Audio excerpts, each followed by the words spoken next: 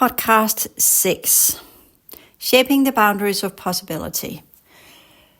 I think there is one thing that's important to recognize here. First and foremost, as we conclude in the last podcast, is that our progressive true co-partner right here is the subsidiary timeline, the new Andromeda technology, and the solar core energy. So we have what we say the overarching imperative or framework of what we're doing from the new Andromeda technologies, how to align with the advanced civilizations and what that means for true humans as well as true humanoids. And then we have the solar core energies that fuels the molecules that assist us in segregating. And then we have the subsidiary timeline that teaches us what to do. And the first thing that it teaches us is every kind of change begins with some kind of urge, something we yearn for, something we desire. Let's put it this way. In the esoterics, desires later change into aspiration, where we kind of say, I aspire to this. But the first basic thing is comes from my heart field, is this over pounding urge for balance and harmony. It's like when I put my feet on that timeline, it teaches me, if you want to be here, this timeline is about balance and harmony. And then you say, well, that's the compassion teachings and how to the heart field and these kind of things. No, that's the compassion teachings go and when we on the main timeline, how we address that and how we change from compassion into neutrality, because we understand that each person, even each living being, is on their own path or whatever that means. And we have the full inclusive understanding of what that means because we have walked our own path and have the full understanding of what it means to be a consciousness being on some kind of path and what it takes and doesn't take. And we stop being judgmental and we just become neutral and understanding that if there is a meetup, we'll do whatever we can to assist that being on its path. And that means under the law of fair exchange rate, where whoever participated in that joint work will grow to their highest potentials, whatever that means. So that's for me the true understanding of compassion, the full, clear understanding of what we're dealing with within whatever range of dimension, whatever type of genetics, whatever is needed in that situation. It will come from the level of true understanding of dynamics that either leads to elevation or dynamics that leads to annihilation. So that's the understanding of the true compassion, in my perspective. On the subsidiary timeline, balance and harmony are energetic properties. That means that whatever we choose to do, however we get there, the outcome must be something that adds in more balance and harmony. Because the advanced civilizations, they are in balance and harmony. Step one, super important. So whatever we do, it will end there. Whether it takes a little bit of hoops and loops and merry-go-rounds to get there, we will get there. Of course, if we are too slow and it takes too long and we make too many mistakes, we always have the chance of 3. 1, you're allowed to do the mistakes. 2, you learn from the mistakes. You don't repeat it the third time. If you do, you're out. So that's how it goes. 1 mistake, you do it again, you learn from it, you don't do it again, and then you can continue. If you do it the third time, you're out. Just so you know. So balance and harmony are key energetic vibrational patterns of the subsidiary timeline. And someone will say, well, I've been on balance and harmony for ages. Yeah, this is where, I'm not saying you're not, but for me, as in kind of all the things I've done, all these kind of things that's been going on, I have always created what I could of a release environment from where things can either elevate or annihilate. And with that, the understanding of balance and harmony for me is now that whatever I produce or whatever I create will no longer create an opposition in the 4th and will no longer create a polarity in the 5th, and it will always aim at the unity field. That's balance and harmony. So this is a new way of learning to work with energies completely. With that, the subsidiary timeline established boundaries. Not in a limiting way. Instead, these boundaries create a framework that enables creation while maintaining coherence across the energetic fields. So coherence across the energetic fields, balance and harmony, so that we are in coherence with the advanced civilizations and their main goal within the progressive cycles, and that is to reach the unity fields that are the key signature of this is balance and harmony. Whatever we do, it leads to energetic balance and harmony, which means we do not create opposition and we do not create polarity. Very simple. So with that framework, so the boundaries create a framework that enables creation while maintaining coherence across the energetic fields. So balance and harmony are energetic properties. And these boundaries that we set are shaped by vibrational alignment. The energetic resonance of our ideas must match the vibration and radiation codes allowed within the framework of the subsidiary timeline, the new Andromedan technology, and the solar core infusions. Misaligned energies will encounter resistance or fail to manifest, or in the worst case scenario, generate distortion energies as what we call karma. If we begin to create distortion energies on the subsidiary timeline, it will give us a second chance to correct it. If we don't correct it, we're out. Then we get set back a step, as in kind of, if we have reached step 3, we'll be set back to step 2. If we've reached step 2, we'll be set back to step 1. If we're in step 1 and we don't align pretty quick, we get a little bit of extra chance on step 1. If we don't get it pretty quickly, then we're thrown off. And then we have to find our way back, so to speak. Energetic integrity, and that's where that comes in, because co-creation is only possible when our intentions, actions, and the surrounding environment align with the foundational principles of the network that we are participating in. And this bridges into the different networks of the subsidiary timeline. We have the framework that teaches us you can do it within this, that's the boundaries. Then we have the networks that are energetically infusing our ideas. So if for me, as in kind of the future sciences, that's one network. If you're working with health, that's another network. If you're working with the soil, that's another network. So there are different networks within the subsidiary timeline that allows for specific type of creation, co-creation. And that aligns with balance and harmony. No matter if we work with the soil, it's balance and harmony. If we work with health, it's balance and harmony. If we work with sciences, it's balance and harmony. It all must lead to balance and harmony within the reality field, within our own field, and within the different dimensions of energy. And then there's this time and space factors, of course. The network operates within specific timelines and dimensional parameters. Understanding how these interact is key to successful manifestation. And we know there is no time, and we technically know there is no space. But if we do choose to take it into physical manifestation, for instance, working with soil or creating art, then time and space does come in, and they will play a key role in our manifestation. When is the right day to actually fulfill the project into this reality? When is there a flux in a window of opportunity where we can manifest it into this reality? And that is determined by the dates and the rotundum and the different factions that are present, and whether or not the new Andromedan technology can come in and infuse us, whether or not the sun has been able to fuse our molecular level, etc., etc. So to work within the subsidiary timeline networks, we must learn to identify the parameters, and let's look at some of the details of this. There are observing patterns. Pay attention to recurring themes in our environment or energy field. These often point to the rules and boundaries of the network, and its potential timeline is either main chaos entropy timeline or the subsidiary timeline we are working within. And the main chaos entropy timeline, when you get sucked into that one, you have more energetic chaos, both inner and outer.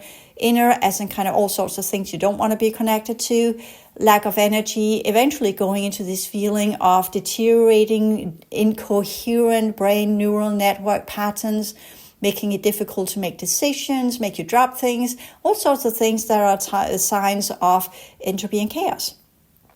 Whereas on the subsidiary timeline, you have clarity, you're clear in what you're doing, you know what your project is. Every day is about working. It's not about, I wanted to do it. It's about this. You wake up, you know what to do, and you're doing it on the day, and you complete the project each day to the degree it's possible. So there are different steps in any co-creation, and each step has to be completed in the same segment, because otherwise the energies that comes from the subsidiary timeline comes in patterns. So if you don't complete the pattern on the day, as I've here done this series of podcasts in one day, that's technically stage 1 or step 1 of some of the networks on step 1 on the subsidiary timeline, where it teaches me this is how I operate. Not it's an I, but it's just put it this way. The subsidiary timeline itself shows me this is what's important, this is what's going on, this is how it works. And you're explaining it so that others can understand it too, until they get that craving, quote unquote, in their heart field that tells them every time that whatever you do, whatever is there, whatever you want to do, the vibrational alignment comes with balance and harmony. And that's the next step of compassion. Listening to resistance. Resistance is not always a sign of failure. It is often an indicator that we are out of sync with the subsidiary timeline networks and their energetic principles. Adjust our approach rather than pushing through. And this is that's just how it is. If there's no energy to it, let it go. Because if you keep pushing, you're creating imbalance and you're creating disharmony with the subsidiary timeline. Is the subsidiary timeline then a kind of dictator saying this is possible and this is not? Yes, absolutely. And if you don't like the smell in the bakery, as we say it in Danish, then go somewhere else, because that's how it works. The understanding the progressive worlds is always that we work within specific definitions of the different timeline possibilities and complex information systems. These complex information systems are technically reality programs, and they are engineered by specific groups within the joint project of the progressive races that are established and decided within council decisions, and by that taken by the scientists and put into implementation, as I have been doing with the whole academic course material and everything I will continue to do in my life. Testing the energetic flow. Experiment with small projects or ideas to gauge the flow of energies from the subsidiary timeline networks that are in the project. Use this feedback to define and refine energetic alignment and strategic approach. As in I talked about the communities where people living together in harmony and balance, and I just feel drained just by the mere thought of it. That's the energetic flow telling me, that's not for you. It could be for others, but it's not for me. So that's a no-go. So my heart field tells me right away by either getting energy or losing energy. And that goes with whatever project that we're doing, whatever I'm doing here when I'm trying to do it, and it's just impossible to do. And there are no days where there are openings where I can do it. Then I know it's a lost cause, and then I must refine and do something else. While the subsidiary timeline networks establish boundaries, they also offer incredible potential for expansion. That's why we have these rules on them. That's why they're made that way. They're made that way so that when we engage in this, we expand 10 times quicker than if we had a free flow system, so to speak, where everything was possible. Because when you're multidimensional, everything is possible. You're getting lost in potentials. And that's why we decide what is the best possibility rate for the progressive cycles. So that at least once we follow that balance and harmony, there is 10 times bigger chances for expansion of our consciousness potentials. So by aligning with these networks and frameworks, we can push the boundaries into what we can call what is possible within the structure of the secondary or subsidiary timeline. By this, elevating vibrational frequency, and I here call it frequency as in how often can we raise our personal vibration. As we raise our personal vibration, we can access high aspects of the networks, unlocking new opportunities for manifestation. So that means we're elevating our vibrational frequency, how often we are elevating our vibration. And the more often we can do that, the more we can climb up the step ladder process of the subsidiary network and timeline, and by that unlocking new possibilities and opportunities for manifestation. So it is, I know I kind of avoid frequencies and say that's kind of base program energies, but frequency also means how often does it play out? Harmonizing with the collective. The networks respond to the highest progression rate. That's the sixth dimension. When our work aligns with the solar system, humanity's original trajectory, we amplify our impact and extend our reach. And that's where I talked about why it's important that, and why you're limited to your original consciousness potentials you came into the solar system with, because that's the original trajectory you decided to be part of. And you're continuing that work, even though it's on the subsidiary timeline. Building synergistically, that's a very, very difficult word. The more we align with the subsidiary timeline networks, that means the different area of expertise we embark on, the more fluidity our ideas will integrate into the creational patterns and the co-creation framework we are building, creating ripples of change. And that means that the more we're in alignment, that's kind of the amplification vector that goes in. You're creating different patterns, you are joining different fields, you are building in and buying in, so to speak. You are giving in by the low participation, you are creating more, and by that begins to create an amplification vector that works within these different fields of the networks that you have participated in, and that will function as a rocket energy to amplify further projects that you are doing, and by that creating larger and larger ripples that will have a larger impact. And again, we're not talking necessarily manifested things, because inside this reality, the amplification vector is very small. When we talk about traditional manifestation processes, unless they are fueled by extraterrestrial technology, then it has another effect, and that use human psychology, etc., and other dynamics as part of the main timeline.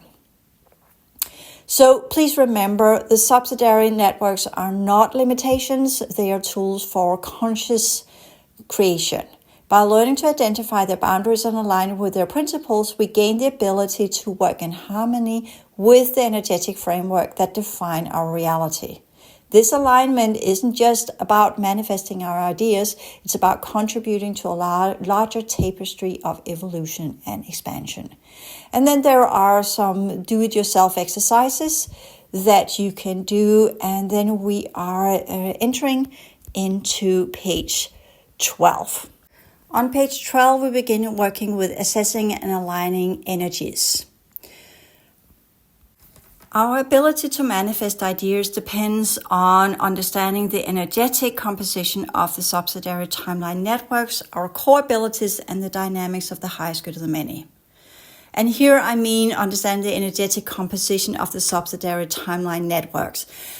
That means you have an idea that is in alignment with your core consciousness potentials, and you begin working with that idea. If you get infused with insights, ideas, and how to do, then you are tapping into a network that begins to provide the information systems you need to continue and build your idea into complex co-creational patterns.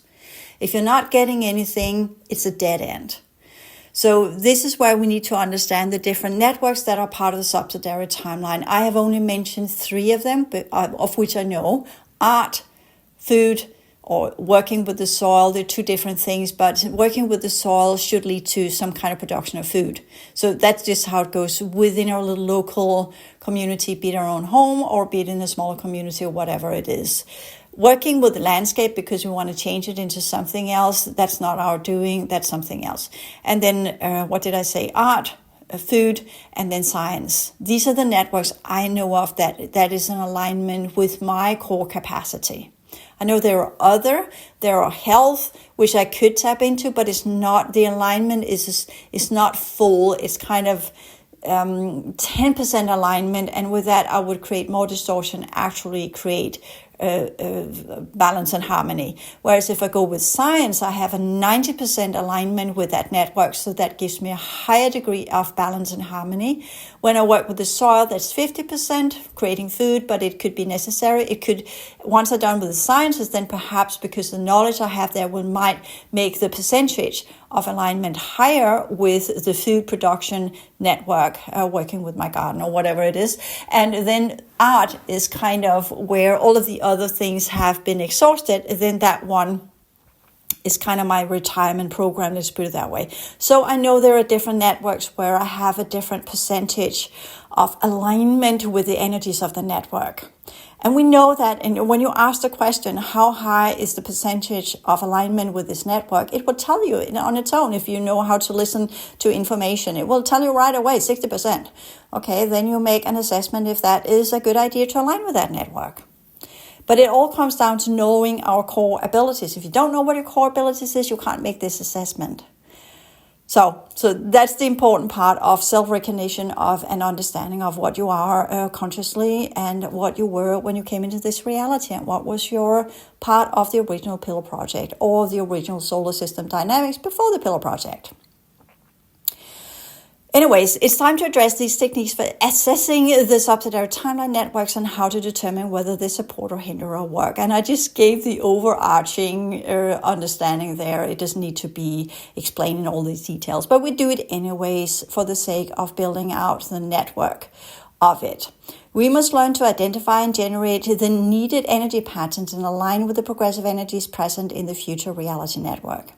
And I am going to do a module 2 of the energy construction work, and more information on these kind of future reality network, if that becomes possible, will be in that module. But as I also said, this is very uncertain right now, so it might end in the future that I'm stranded here after module 1, set 2, and that's all that's possible. And then if Inner Earth decides to pull out, then technically module 2 of the construction work that leads into future reality network as part of an advanced civilization might not even have any grounds anymore. Then the subsidiary network will retract the information system that potentially could support that idea, because Inner Earth is no longer supporting that part of the subsidiary timeline. Then whatever will be left will be step 1, as we're doing here, module 1, that comes from New Andromeda and the solar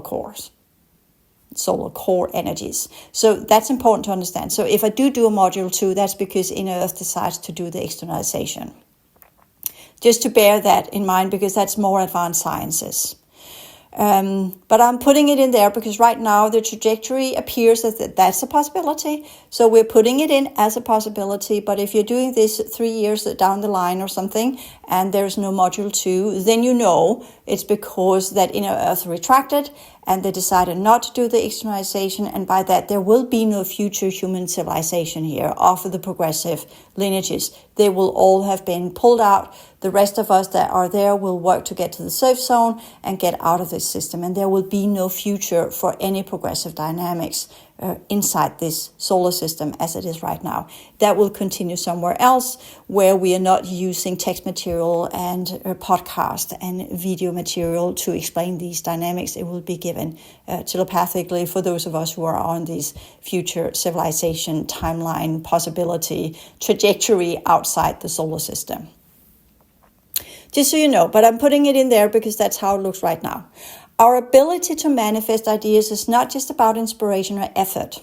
It hinges on understanding the energetic composition of the subsidiary timeline networks, the unique core abilities we bring to the process, and the dynamic interplay between our work and the highest good of the collective of the 2029 subsidiary timeline. And I put in there the 2029 subsidiary timeline because after 2029, we know for a certainty if there is any reality implementation, manifestation processes inside this physical world, or if it's all just going to be where we will subtract, so to speak, ourselves from the collective reality field and move into smaller communities, either individually or as a group, or just work within what we call smaller households, where we will stay connected to whatever degree is possible.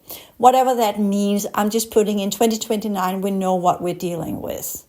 There, everything will be so obvious for those of us who do this work. So what are the techniques for assessing the subsidiary timeline networks, determining the impact on our work, and generating the energy patterns needed to align with the progressive energies of the future communities if they become possible. And this is just a basic level, because if I do a module 2, then there are always more complex sciences behind anything. But here we're just working with step 1 of the subsidiary timeline, where we are now learning the vertical. This is what is there, and then you will do the integration processes after this material with this material and see what the subsidiary timeline teaches you on its own and what network you can align with according to your core abilities. So at the core of manifestation lies the subsidiary timeline networks and their foundational structures that govern how ideas flow from thought into form. These structures are complex information systems and the holographic teaching system, which I will explain in Module 2. In Module 2, I'll go more into detail of the holographic teaching system of the subsidiary timeline, including the sciences behind these complex information systems. Right now, you just understand there are complex information systems. They're aligned with the 6th dimension of how consciousness are supposed to operate correctly with energy networks to build complex information systems that allows reality fields to transform and progress and elevate. And the holographic teaching system of all reality fields are put there to support that work so that we are on track with what is asked of us in that specific type of reality, what the timelines require, what the code streams are supposed to be unfolded into, and how we can play along with our consciousness potentials to create balance and harmony. That's it. That's enough for now. That's all you need to know. Create balance and harmony in whatever you're doing. But the subsidiary timeline networks are shaped by 1, energetic composition. Each network has its own vibrational signature, energetic laws, and guiding principles that define what can and cannot manifest inside that network. So, if I'm doing advanced sciences of future civilizations, they can only be manifested as things are right now into book material and papers and talks and different ideas and thought forms. If we're talking about producing food in a more energetic, sustainable way that is in alignment with the subsidiary network, we have more possibilities there because we're already producing food. It's already present inside our reality. We just need to change the way we're doing it. Art, same thing there. So health, same thing there. So there are, if it's already consolidated in a version inside this reality, we need to scrap it of all of its previous patterns and the way that it has been built, and then change it in holographic energetic code systems from where we can use the outer form to transform it into a high vibrational version of itself, a more what we call a positive timeline, harmony, balance, production of the energies behind whatever product that we're dealing with. And that if we're talking about creating vegetables or whatever it is, then that balance and harmony comes from us, and we're imbuing it onto the plants. And in the soil we're working with, we'll create a perimeter in which we can add in some of the features of the subsidiary timeline, finding ways to amplify that into the soil in a local environment, segregating it from the planetary soil structure and programs. So that's possible. Alignment with core abilities, our personal abilities, high order awareness capacities, energetic and intellectual, determine how effectively we can interface with these networks. And intellectual means your mind, that means your brain, that means your abilities to process information and put it into structured, strategic frameworks from where you can begin to manifest. So if you are not particularly clever, there's not so much you can do.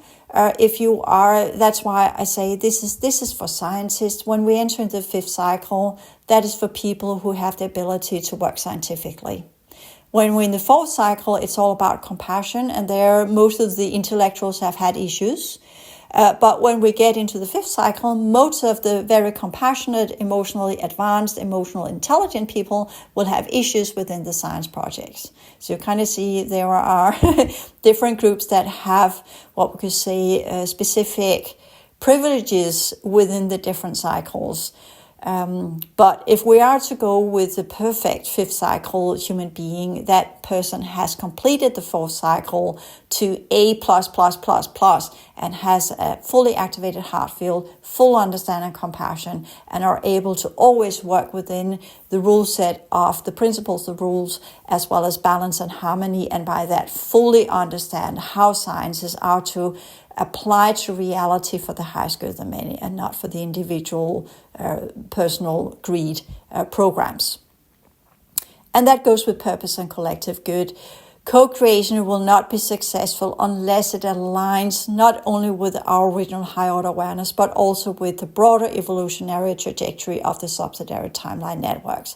And that means we're doing this to create more balance and harmony, to expand it into more complex patterns that potentially could lead into a future timeline. If not, then at least it allows us to feedback loop into a holographic architecture that allows us to get to the safe zone, and by that complete whatever project we might have had in this reality. So to work with the subsidiary timeline networks, we must understand their composition. And this involves recognizing the energetic rules of the game of that network, what you can and cannot do. Identifying whether the network supports or hinders our specific goals. Easy. If it does, you get energy. If it doesn't, you get depleted. Or you create distortion.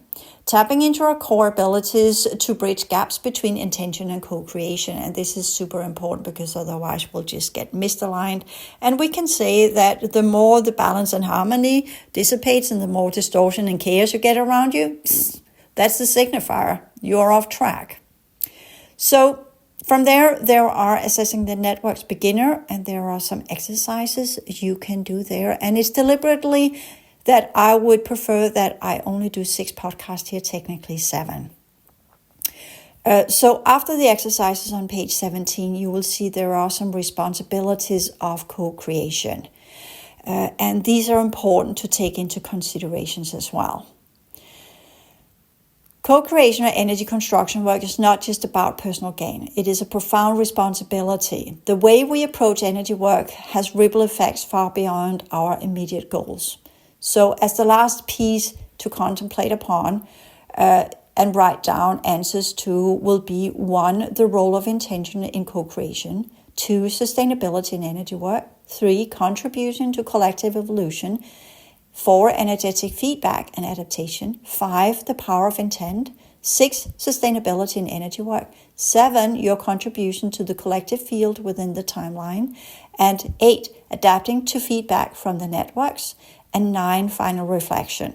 And all of these are part of the 9 principles, but now within the scheme of co-creation. And these are exercises for yourself to go through. And I do recommend you go through all of the bullet points and do the work that's needed there, so you get that process of working with it. For instance, 1, the role of intention in co-creation. 1, explore the importance of ethical intent and aligning goals with the highest good for both personal and the collective trajectory of the subsidiary timeline networks.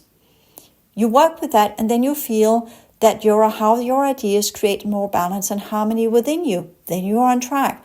If you feel that you go up against and you feel unsettled, you're against what the networks can provide for you. And then you must adjust. 2, contemplate upon how misaligned or self-serving intentions can backfire or disrupt the subsidiary timeline networks. And that is what you feel within yourself. So the timeline itself will give you 1 chance to fail, 2 to adjust, and if you don't, you're off. And that's where the backfire sets in, that if you're still too inside your personal gain orientation, you have no place in the subsidiary timeline. This is a true understanding of working within the scheme of the highest good of the many. So these are some questions you can work with and unfold. So 2, sustainability in energy work. Address how to work harmoniously with networks without depleting your energy or destabilizing the environment. 2, find techniques to replenish and protect personal energy while maintaining the integrity of the subsidiary timeline networks. 3, contributing to the collective evolution.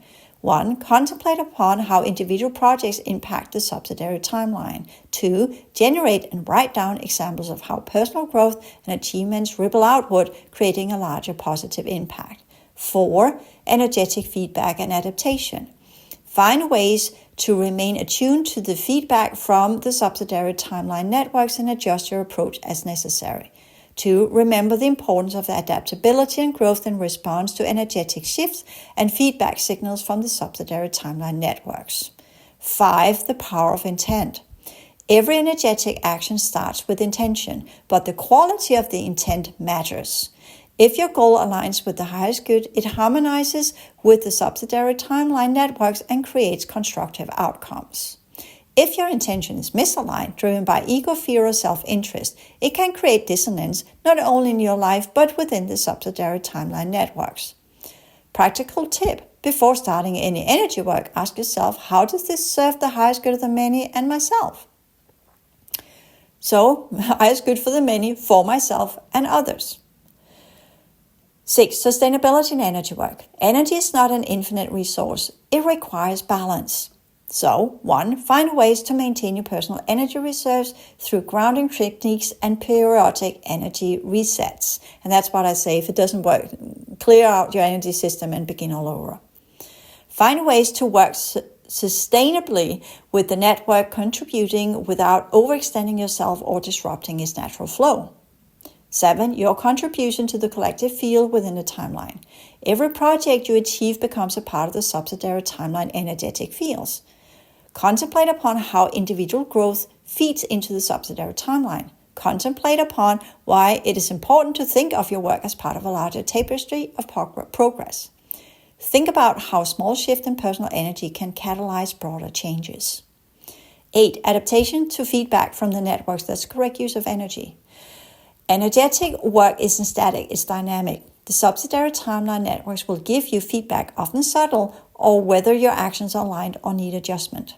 Learn how to recognize signs of misalignment, such as feeling of resistance, stagnation, or chaos. Discover methods to adjust your approach, ensuring you stay in harmony with the subsidiary timeline networks. 9. Final reflection, true use of power. Please try this as a reflection exercise. Visualize your energetic contribution as threads in the collective web. Imagine how your work supports not only your personal goals, but also humanity's future trajectory. And if you've done that and you then get into a lot of distortion, you know you have used wrongful use of power. It's all based upon ego. And in that way, you can learn to adjust some of these ideas that you might have. So to complete the first module here, and the work that we are doing, as always, is a continuation process, which is tapping into the first step of the subsidiary timeline. I can only encourage you to integrate these practices into your daily lives. And I also ask of you to understand that your efforts, when aligned with the higher order networks, have the potential to transform your life and contribute meaningfully to the collective. But only if we do it within the principles and rules and laws and the networks of the subsidiary timeline, including the overarching balance and harmony program that is there. All of the networks are imbued with that. This is where we're going to go. That's the highest progression rate within balance and harmony.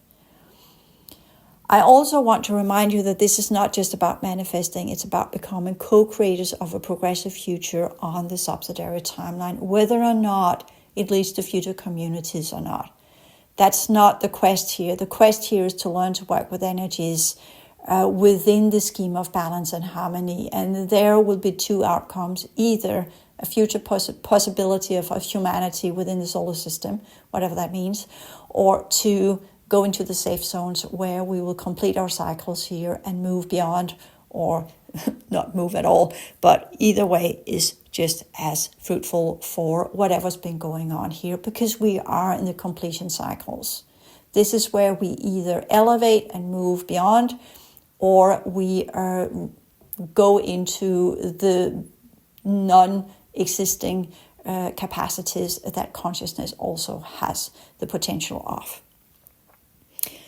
So with that, I will end module 1, and that is set 2 I have here completed, and I will there go back to set 1 and complete the talks I want to do there, because there I can talk more freely. So people will first listen to the first set, get information there and then go into the second set and then potentially go back to the first set and re-listen to that and have a larger understanding of what I actually said there, because now you've got a little bit of scientific understanding and framework behind it, so you have more supportive information. And that goes with all teachings. We begin in one end, go deeper in, and then we return to the base level, and then we understand that much better, and then we listen to the more advanced level another time, and then that will unfold new levels of understanding. I do recommend you do the energetic or the energy exercises, the personal exercises here, writing down and contemplating and doing all of these individual exercises, because these are part of actually assisting you in integrating this knowledge. If you just listen through and not do the exercises, you might remember it, but it's not really integrated. You see, we can study as much as we like. We can have as much information as we want in our head. But if it's not integrated and made personal and become part of our everyday life, it's difficult to implement that higher order level of information into everyday life. And this is where we are now. We are in the process of bridging the gap between the higher order energies and our actual physical reality, to the degree it's possible to complete the cycles. If it's only possible to do it in the molecular level and then only in our near vicinity as around our home, that too is an anchoring. That too counts.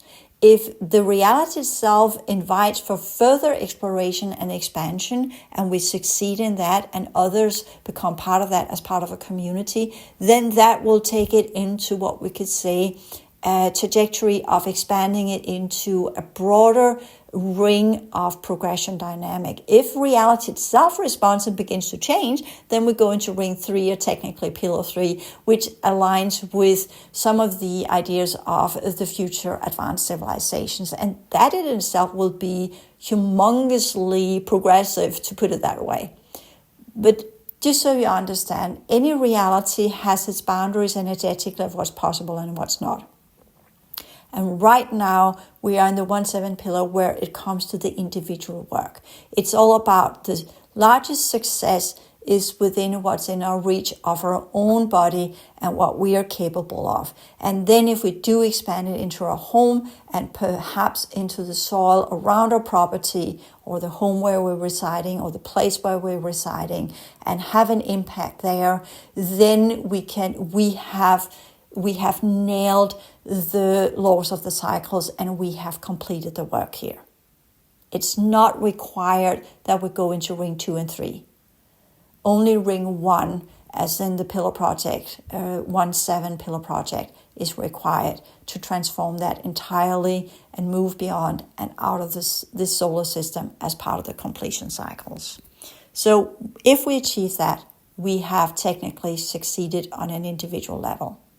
If we succeed in complete annihilation, that too is seen as a success. And then other portions of ourselves in other realities will then get an energetic boost when whoever what we are inside this reality no longer is present and attached to their energy system through the ripple effect of the different versions of ourselves.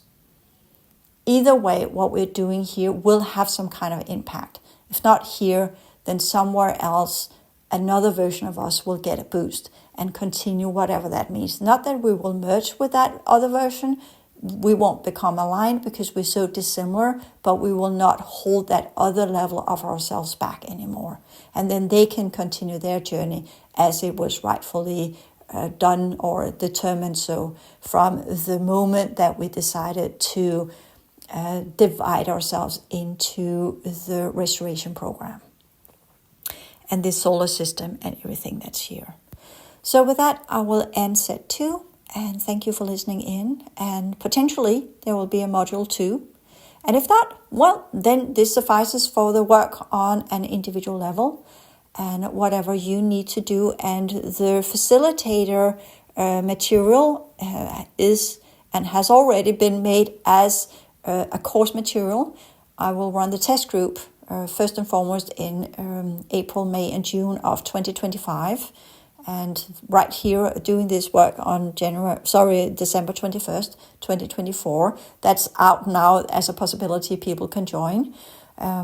Later on, that whatever the teachings I gave there, the lectures will be part of the online course of the Facilitator 2029 Module 1 course, and that potentially could lead into what we could say a Facilitator Module 2, but we will see. Right now, everything is just on step 1 on the subsidiary timeline. It hinges on what Inner Earth decides to do or not to do. Either way, so far so good, and thank you for listening in. Every step of what we learn helps us in the path to get to the safe zones. And if we don't get through the steps of the subsidiary timeline and do not reach the safe zones, well, then there is some other material that we can produce, some other ideas that can come up. Everything we have learned so far will assist us. If that's the outcome, then we will know what to do, and we will know it from within. Because as with all teachings, at some point, there is no longer need for an external teacher or an external facilitator or an external mentor. It all comes down to our own true inner knowledge and what we have built in our own energy system. In the end, our own holographic energetic architecture, as well as our true consciousness potentials, will be the true guide in whatever comes after 2029. Our own capacity will guide us, help us, assist us to reach wherever we want to go with whatever kind of capacity that we have.